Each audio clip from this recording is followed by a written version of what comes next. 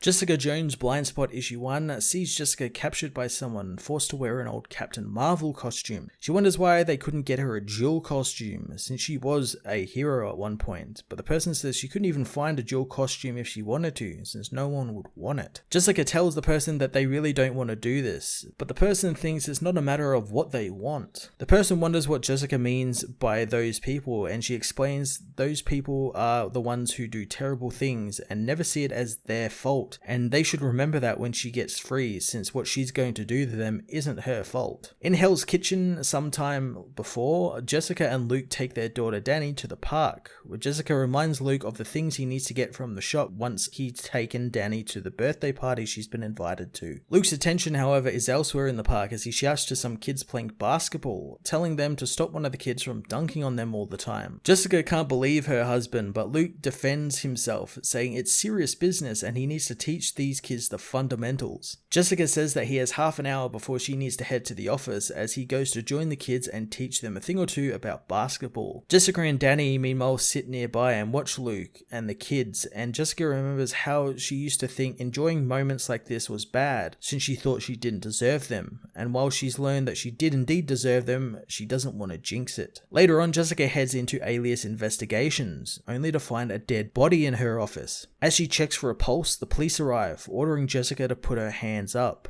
Jessica tries to tell them that this is her office and she was about to call 911, but the cagey cops don't care, telling her to drop the phone and don't even think about using her powers as they cuff her. Jessica knows that this was a total setup, as later at Midtown Precinct, she waits hours for the detectives, knowing that they are just waiting for her to escape and want her to be cagey. Soon she is met by detectives Celino and McGill, who Jessica immediately picks apart with her keen detective skills. She knows doing something like that can be a burden since she has blind spots and it's always led to surprises. The detectives begin their interrogation, asking questions about her powers, her office apartment, and they soon trap her in questioning by pretending that the girl she found was alive. But Jessica says that she was checking her pulse when the cops came, catching her conveniently red-handed. Jessica finds that this is all so ridiculous and learns that the cops were there on a tip. She soon sees a photo of the dead girl, learning that it was Dear Sloan, tipping the cops off that she indeed knows her. Jessica knows that this is her blind spot, as 6 years prior, Dear Sloan comes to hire Jessica, but Jessica knows that this is one of her old cold cases and she failed to solve the case. Dear talks about her boyfriend and how while she loves him, she knows he's done some bad things. Jessica thinks that this is a problem for the police to deal with, but Dear says that her boyfriend is cheating on her, but she wants to know for sure. She implores Jessica to try and at least find something for her since it might help set her free. In the present, Jessica says that she knows who Dear is, telling the cops that she was a past client, but the cops don't find that good enough. Luckily, Matt Murdock arrives to represent his client, telling the cops that if they can find some